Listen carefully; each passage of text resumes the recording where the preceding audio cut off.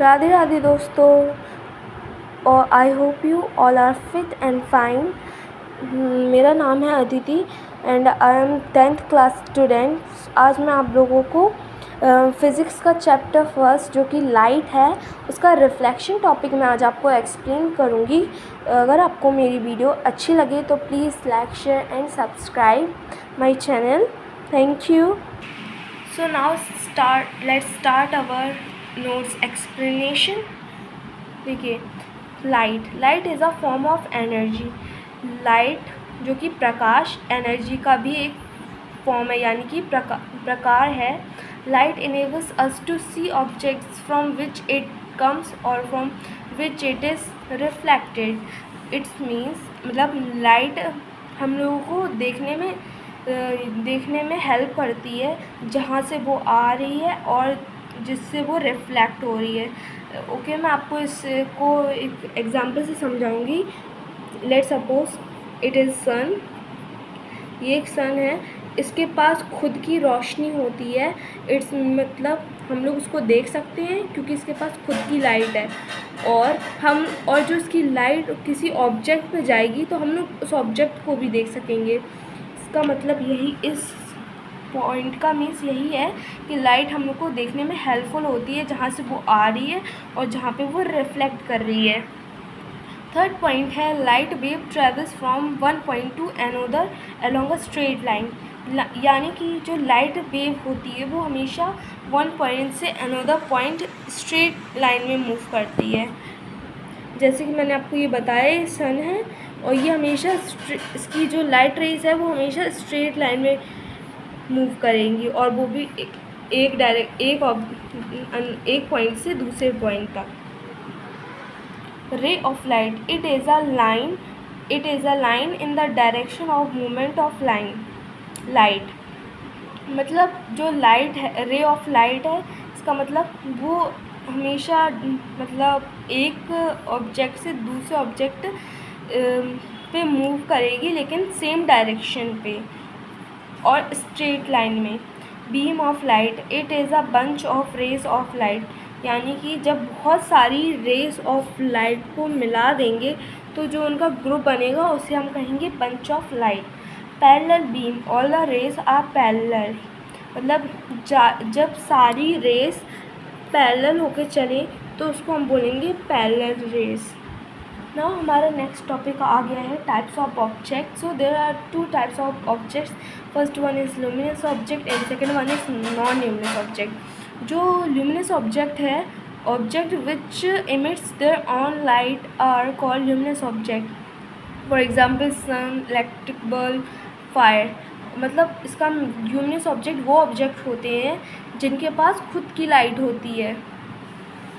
Non-luminous object which do not emit their own light themselves but only reflect the light which fall on them are called non-luminous object. It means मतलब जो non luminous objects होते हैं उनके पास खुद की कोई light नहीं होती है, वो दूसरे की लाइट लेकर रिफ्लेक्ट करते हैं और उन्हें नॉन ल्यूमिनस ऑब्जेक्ट कहते हैं। जो मून है वो सन की लाइट लेकर हम लोगों को दिखता है। सो ये नॉन ल्यूमिनस ऑब्जेक्ट में आएगा। Nature of light, light does not need a material medium to travel. Light को कोई भी मीडियम की ज़रूरत नहीं होती है ट्रैवल करने के लिए। According to the modern theory of light called quantum theory of light. जो लाइट की मॉडर्न थ्योरी है उसको क्वांटम थ्योरी ऑफ लाइट कहते हैं। Light exist the property of both waves and particles depending on the situation it is in.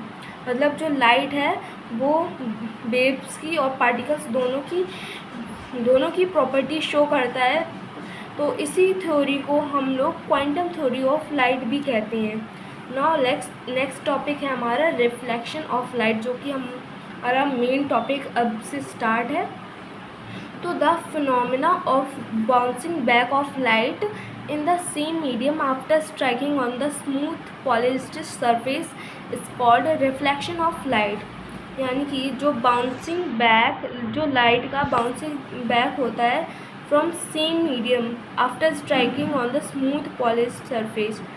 मतलब कि देखिए ये एक स्मूथ पॉलिश्ड सरफेस है जिसको मैंने प्लेन मिरर लिया है। अगर इसमें इंसिडेंट रे आ रही है और वो उसी एंगल पे जाएगी जिस एंगल पे वो आई थी, उसी एंगल पे जाएगी जिस एंगल पे आई थी। तो मतलब ये जो रे आ रही है इसको हम बोलेंगे इंसिडेंट रे, और ये जो रे जा रही है इसे बोलेंगे हम रिफ्लेक्टेड रे। यानी कि the phenomena of bouncing back of light in the same medium. जो ये रे ऑफ लाइट है वो सेम मीडियम में जा रही है ना, तो दूसरे मीडियम पे तो नहीं गई। सो ये हमारा रिफ्लेक्शन ऑफ लाइट हो चुका है। ये एक प्लेन मिरर है जिसमें कि ये इंसिडेंट रे है और ये रिफ्लेक्टेड रे है और ये नॉर्मल है। नॉर्मल हमेशा 90 डिग्री पे होता है और ये एंगल आई है इंसिडेंट एंगल और ये रिफ्लेक्टेड एंगल। अब इसके बाद हमारा नेक्स्ट टॉपिक जो है वो है laws of reflection.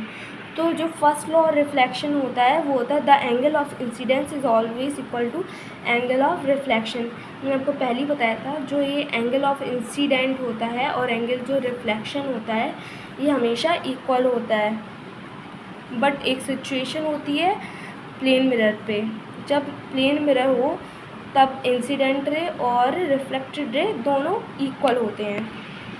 The incident ray, reflected ray and the normal to the reflecting surface at the point of incidence lies on the same plane। जो इंसिडेंट रे होती है, रिफ्लेक्टेड रे होती है और जो नॉर्मल रे होती है ये सभी रिफ्लेक्टिंग सरफेस पे एक ही पॉइंट पे पाए जाते हैं। Same plane at a same point. Okay.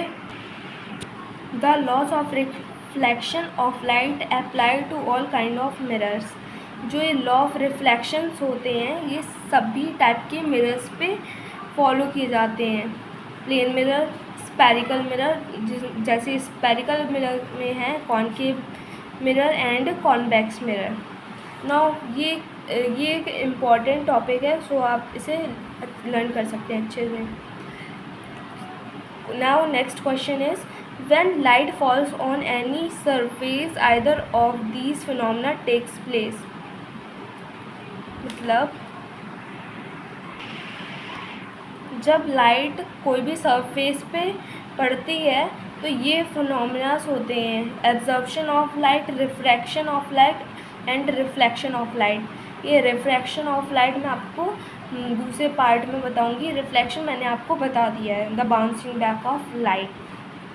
Now next topic is our types of surface.